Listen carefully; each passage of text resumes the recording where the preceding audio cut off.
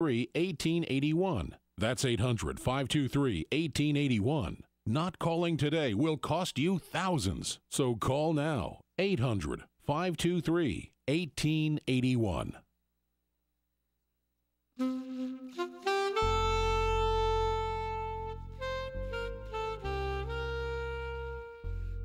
Welcome back to the PM Show Weekend Edition on CRN Digital Talk Radio. I'm Michael Horn. That's the one and only Mr. Robert Conrad. Hey, so we have an interesting guest today. It's not the norm for us. I don't know how it happened, frankly, but he's such an outstanding athlete that we felt it might be interesting for a little change of pace for our listeners. It's Sugar Ray Leonard, one of probably the best boxers in the history of the sport. So now we're going to go to this lovely woman with the great figure, and who I thanked for. Sue, thank you for welcome lovely to CRN. Sue, you're on the PM Show with Robert Conrad. Oh, well, thank you, gentlemen. Now Mike, you have a tie on. You're all dressed up. Yeah, I thought I'd dress up for all of you today and look a little dignified. Doesn't he look cute?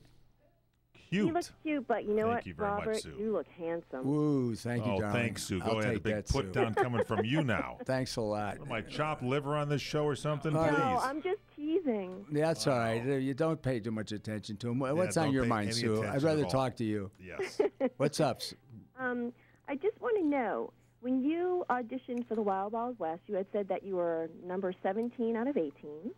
And I'm just wondering, did they work the wardrobe around your magnificent physique? Did they have any idea of what the wardrobe was going to be, or did they look at Robert Conrad, the actor, and take it from there? That's it. Robert Conrad, the actor. There was no wardrobe to speak of. I did wear boots, I remember, that made me shorter. They were Allen Lads. Made you they were Allen Lads? Man, are you shorter? And they had these built-up for actors that weren't 6 feet tall. They had little built-ups, and Allen was not 6 feet tall. And they were given to me because I'm, as you know, Sue, because you've met me, I'm 5'8". So they wanted me to be, I don't know what. And I wore these shoes, and I kept complaining about the shoes because they hurt. They were too tight, and they threw me forward. And I didn't know, Sue, that all this time I was complaining that off camera that they were seeing it. They were taping everything. They taped the scene, and then everything you said off camera was also. So they were hearing you. They were hearing what I was saying. Yeah. And I got the part anyway. Well, you know what? It was that magnetism coming out of you. It was the real Robert Conrad that they probably really saw, how you were and how you came across. And Yeah, well, hey, thanks for that. But Ethel Wynett, who was the boss in charge of casting, called me when I was in the dressing room. I hadn't even gotten undressed yet or hit the shower, and said, "You're it. Go to Western Costume." They told you right after the audition. Yeah, They said, that's it right there. You're it. You got it. And so they weren't looking at any film or tape. They were just watching what they saw through that camera. They didn't have the hat at that time, right? None of that was there. No, there wasn't anything there. Sue, Just should we me. get him back in the hat? Would you be excited about seeing that again? It's not going to happen. It's not. I don't think it's that Sue? funny. Mike. you Can know we get what? off I it? think Sue, would whatever Robert wants to do. Oh, he Sue, should do. come Thanks, Sue. on. Sue, come on. Sue, come on. You know that. Listen, It's, listen. we got Sue, so. It's please. such a fun I show. love the hat. I You love wear the hat, but Mike. he doesn't need the hat Thank you. to have me love him. Well, I know, but wouldn't you like to see it one more time? What you want the hat to be brought out to California, don't you? Well, I just know. I think it'd be great. He created the role in that. He held up the picture earlier. I think it would be great just for us one more time to see the hat back where it belongs on Robert Conrad's head. Well, no one can wear the hat or the pants like Robert can. Correct. That's what I'm saying. Hey, thanks, Sue. Anything on your mind, girl?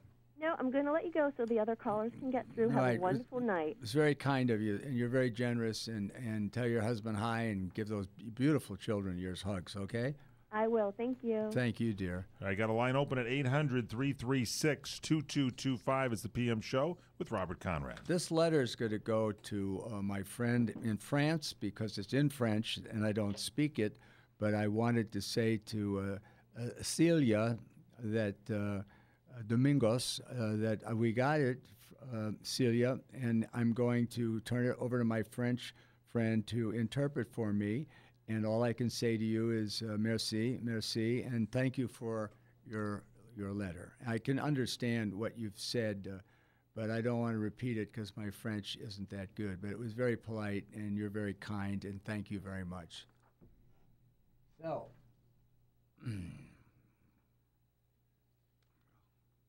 what do you think? You want to go to John? Yeah, let's go go to to John, then Becky, then Mary. Yeah, Oh, great! We got John. then we'll have the three of the little Musketeers. Hey, John, what's up?